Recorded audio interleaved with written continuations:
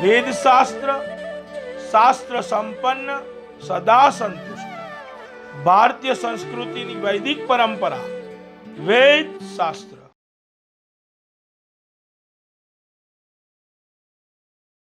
नमस्कार, मैं हूं डॉक्टर राजेश भोजक। वेद शास्त्र चैनल की मोटिवेशन सीरीज का आज 5वां एपिसोड है। 5वें एपिसोड में एक 5 यानी पा से प्रेम की बात है। तो प्रेम का एक ऐसा पहलू लेकर आया हूँ आज, जिसके बारे में आपको सोचना भी होगा, समझना भी होगा और उस पर कोई एक्शन भी लेना होगा। तो आज का विषय है वन साइडेड लव, यानी एक तरफा प्यार। ये विषय मैंने इसलिए लिया कि मैं वैसे जर्नलिस्ट हूँ। संदेश न्यूज़पेपर में एक कॉलम आती थी सोक्रेटिस करके, जिसमें लोग अपनी समस्याएं लिख के भेजते थे, अपनी अंगत समस्याएं, जातीय समस्याएं, या तो उनके जीवन में जो भी लव अफेयर हुआ है या कुछ गलती हो गई है या कुछ चल रहा है, या वो मतलब और जिसके पास वो लोग एक्सप्रेस नहीं कर सकते, मार्गदर्शन नहीं मांग सकते, वैसी समस्या वो लोग लेके भेजते थे न्यूज़पेपर में। Professor HM. त्रिवेदी उसका जवाब देते थे सोक्रेटिस नाम से। एच.एम. त्रिवेदी साहब ने ये काम कुछ समय के लिए मुझे भी सौंपा गया। तो वैसे पत्र मैंने पढ़े, उन लोग के जवाब दिए, उन पत्रों की मैंने स्टडी भी की थोड़ी कि भाई ये लोगों के जीवन में क्या चल रहा है, ये क्या हो रहा है, ये सही है गलत है क्या है। लेकिन फिर उसके बाद मतलब जैसे समय बीतता गया, हमने ये बात छोड़ दी। लेकिन आज ये मोटिवेशन के जो विषय में श्रेणी चल रही है, इस श्रेणी में मैंने एक तरफा प्यार यानी वन साइडेड लव का विषय इसलिए लिया है कि आपने कुछ फिल्म भी बनी थी, सत्य घटनाएं भी है कि एसिड अटैक, किसी के चेहरे पे एसिड फेंकना, किसी को ख़राब कर देना, ऐसी घटनाएं जो निंदनीय घटनाएं हैं, होनी भी नहीं चाहिए। और ये होती है तो ये बड़ी दुर्भाग्यपूर्ण घटना है। तो उसका एक रीज़न होता है वन साइडेड लव। आपको कोई चीज़ पसंद आ जाए, आपको कोई औरत या लड़की पसंद आ जाए, चलो ठीक बात है कि आपका मन है, आपका कहीं आकर्षण हुआ, लेकिन ये ज़रूरी नहीं कि सामने वाले के दिल में भी वही भावना उत्पन्न हुई हो या होनी चाहिए जो आपके दिल में है। ज़िंदगी में एक बात हमेशा याद रखो कि प्यार तो होता है। अभी कोई भी किसी में भी कोई आप खासियत देखते हो ना, तो उस खासियत से प्यार हो जाता है। कभी फिल्म स्टारों की बात करें तो राजेश खन्ना थे, उनकी पलके झपकाने की जो बातें हैं लोगों को अच्छी लगती थी। देवान है, उनके कॉलर जो थे, कपड़े की स्टाइल, वो लोगों को अच्छी लगती थी। फिरोज़ खान की भी कुछ स्टाइल लोगों को पसंद थी। अमिताभ की हेयर स्टाइल लोगों को पसंद थी। हेमा मालिनी है, उसकी खूबसूरती लोगों को पसंद थी। जया भादुरी है, जिसकी सादगी लोगों को पसंद थी। और बहुत माधुरी दीक्षित है, उसके डांस की जो स्टाइल थी वो लोगों को पसंद थी, उनकी स्माइल लोगों को पसंद थी। इस तरह से एक है कि जो भी पसंद होती है वो प्यार नहीं है, वो एक प्रकार का आकर्षण है। कोई कहता है कि भी मैं इससे प्यार करता हूँ, सामने वाला भी उसको प्यार करता है, तो वो प्यार होता है। लेकिन उसमें दो चीज़ होती है, एक तो दिल से दिल मिलते हैं, या मतलब आपके दिल में जो भावनाएं हैं वो भावना सामने वाले के दिल में है, तो ये हुआ एक प्यार। प्यार के बाद प्यार करते वक्त जैसे अर्जुन ने वो मुझसे वेद किया था कि भाई मुझे तो वही दिखता है कि उस मछली की आँख ही दिख रही है। इस तरह जो प्यार करते हैं उनको सिर्फ एक ही लक्ष्य दिखता है कि भाई मुझे ये पात्र पसंद है, उसे मैं पसंद हूँ। दोनों एक दूसरे को पसंद करते हैं, तो उनके लक्ष्य में एक दूसरे की बातें होती हैं। और ये आकर्षण के वक्त उनको ऐसा होता है कि एक दूसरे को बार बार मिले, बार बार देखते रहे, बार बार एक दूसरे को संदेश भेजते रहे, घंटों भर शांति से एक साथ रहे, उनका साथ सहवास रहे, इस तरीके की बात होती है। लेकिन ये प्यार जब शादी में परिवर्तित होता है तब ऐसा होता है कि पहले ऐसा होता है कि आप अपना 80% समय देते थे प्यार में। शादी के बाद ये होता है कि 20% समय है प्यार के लिए, 80% समय है घर परिवार और जिम्मेदारी के लिए। और तभी बहुत से प्रेम लग्न टूट जाते हैं कि तभी तो ऐसे एक्सपेक्ट करते हैं कि भाई जब प्यार में थे तब जो उस तरह से माहौल चल रहा था वही ज़िंदगी भर चलेगा, लेकिन नहीं, समय समय पर ये माहौल बदलता है। बदलता इसलिए है कि हर एक की जिम्मेदारी सिर्फ खुद के प्रति नहीं, पूरे परिवार के प्रति भी है और बाकी जवाबदारी के प्रति है। अभी एक तरफा प्यार पे वापस चले जाते हैं इसी सब्जेक्ट पे। तो एक तरफा प्यार जब भी होता है तो एक है कि हर एक इंसान को, मैं तो कहता हूँ कि एक शिक्षा ये दी जाए कि आप अगर पुख्त होते हो या आपकी उम्र जब जवानी में ढलती है उसके पहले स्कूल में आपको ये सिखाया जाए कि सोच की परिपक्वता, मतलब आपकी सोच परिपक्व होनी चाहिए। पहले से बता दो कि भाई आप जवान होगे तब आपको प्यार भी होगा, इस प्रकार की फीलिंग भी होगी। और ये भी बता दो कि ये फीलिंग होनी ये तो कुदरती शारीरिक रचनाएं या संरचनाएं जिस तरह से चेंज होती है, इस तरह मानसिक स्थिति या मन की स्थिति बदलती रहती है। उसका ये परिणाम तो ये होना ही है कि आपको प्यार होगा, आकर्षण होगा, कुछ बातें अच्छी लगेंगी, कुछ लोग अच्छे लगेंगे, कुछ भावनाएं होगी, मन में उल्लास होगा, जुस्सा होगा, सब कुछ होगा। लेकिन एक बात यही है कि जो यहाँ पे है वो सामने होना ज़रूरी नहीं है, ये वास्तविकता है। एक है कि आपको कोई पसंद है, सामने वालों को अगर ये पसंद नहीं तो आपको एक मैं दाखिला देता हूँ। आप कहीं पे जाते हो कि भैया मुझे 100 रुपये उधार दे दो, सामने वाला इनकार करता है, तो क्या करोगे? आप उसके वहाँ बैठे ही रहोगे? उसको कहोगे भाई मुझे चाहिए ही किसी कीमत पे, नहीं दोगे तो मैं लूट लूँगा? नहीं, आप और जगह पे ट्राई करोगे कि यहाँ कुछ काम होने वाला नहीं, तो ये मैं बात छोड़ देता हूँ और कहीं पे प्रयत्न करता हूँ कहीं से मुझे 100 रुपये मिल जाए तो मेरे काम हो जाए। इसी तरह इसमें भी है कि अगर आपको प्यार हुआ, आकर्षण हुआ, आप प्रयत्न भी करते हैं कि भाई सामने वालों को मालूम पड़े कि भी आपको उनसे प्यार है, उसके थोड़े नज़दीक आने की कोशिश करें। ये प्रयत्न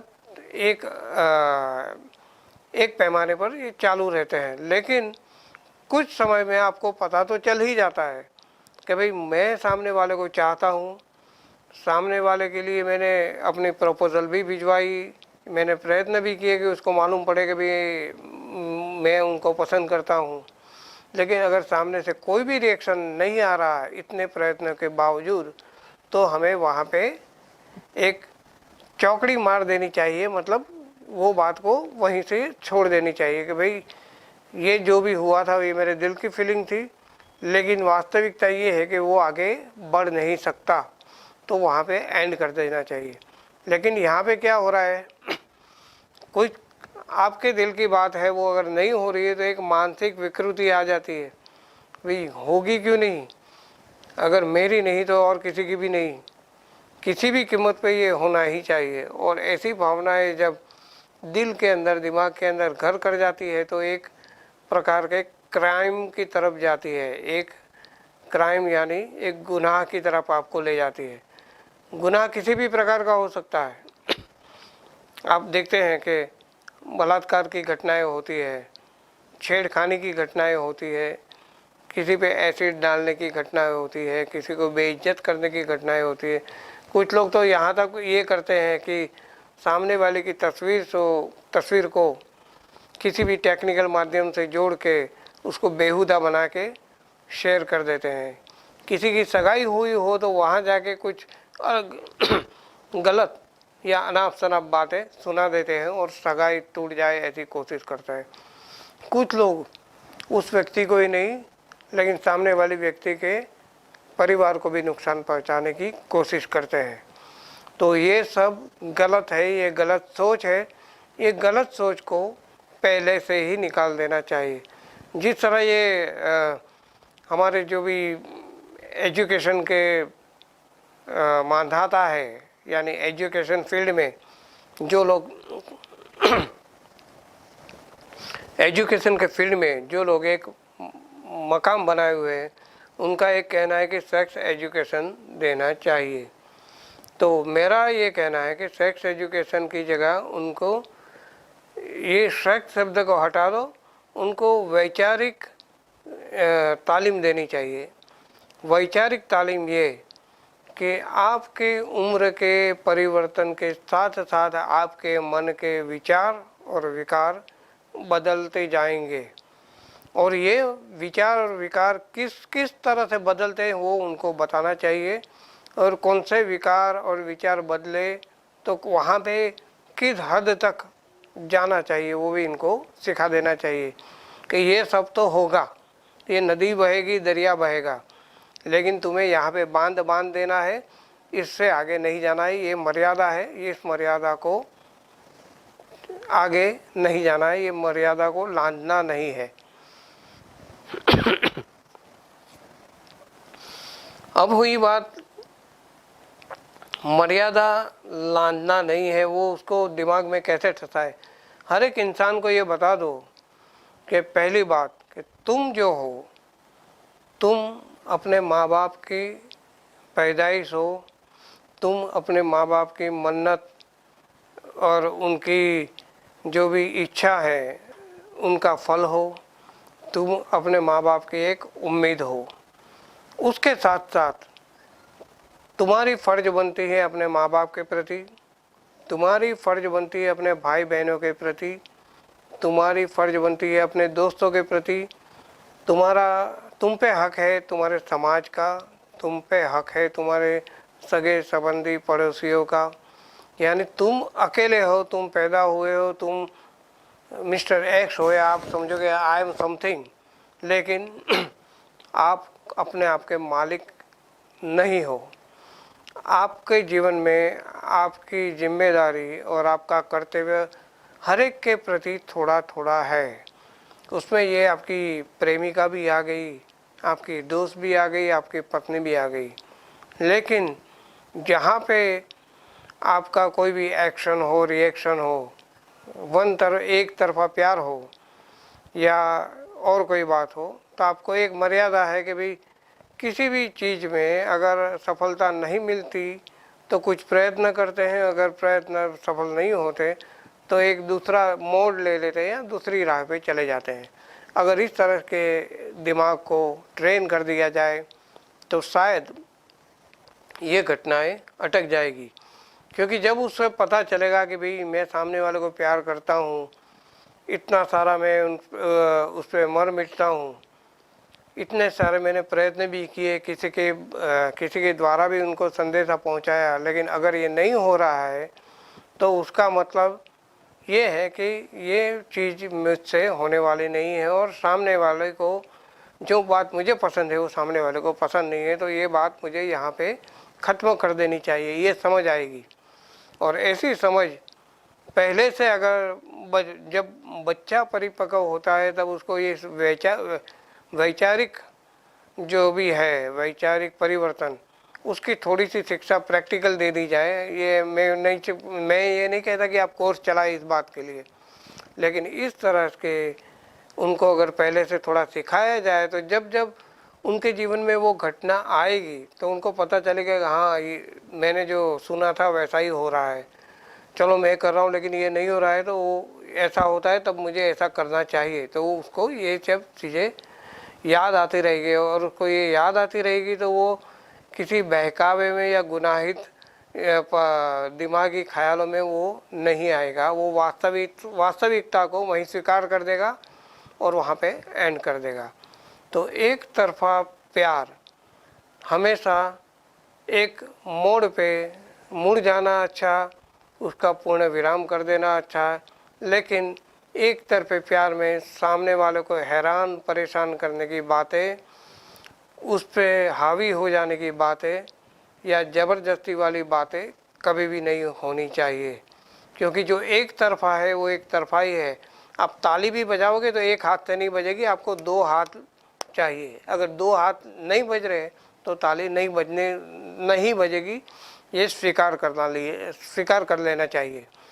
जब आप परिस्थिति को स्वीकार करना सीख जाओगे तो जीवन में ऐसी कोई भी घटना नहीं होगी कि आपके घर में हो, बाहर हो, आपके दफ्तर में हो, ऑफिस में हो या किसी के साथ हो, उस घटना का परिणाम आपको पहले से ही पता होगा। और पहले से ही पता होगा तो आपको रोमांच नहीं होगा तो आपको कोई बिन जरूरी ख्याल नहीं आएंगे, और बिन जरूरी ख्याल नहीं आएंगे तो इस तरीके की घटना कभी भी आकार नहीं लेगी।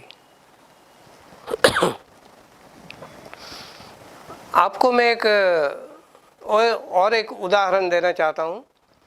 फिल्म देखने जाते हो ना, जब फिल्म देखते हो तो हर सीन एक के बाद एक दृश्य आते हैं, और वो दृश्य में जिस तरह से टर्निंग पॉइंट होता है उस तरह से आप एक्साइट होते हो कि भाई क्या होगा, क्या हो गया, अरे यार अब क्या होगा, ये होना चाहिए, अब तो ये हो गया, अब क्या होगा। मतलब एक आपके कुतूहलता आप में बढ़ती जाती है, और एंड तक जब फिल्म पूरी होती है तब आपकी एक कुतूहलता संपूर्ण हो जाती है कि भाई चलो ये फिल्म चला, इसमें रोने का सीन आया तो मुझे दुख हुआ, हंसी आई तो मुझे हंसी आई, थ्रिल आया तो मैं थोड़ा धड़क गया, और प्यार आया तो मुझे अच्छा लगा, कोई कन्फ्यूज़न आई तो मैं भी कंफ्यूज हो गया। तो सामने जिस तरह से आया वो एक्शन आपके दिमाग में आ गया, तो एंड तक आपकी जो भी चीज़ें थी वो बरकरार, आपके हाव भाव की चीज़ें बरकरार रही। अभी यही किस्सा दूसरी तरह से देखते हैं।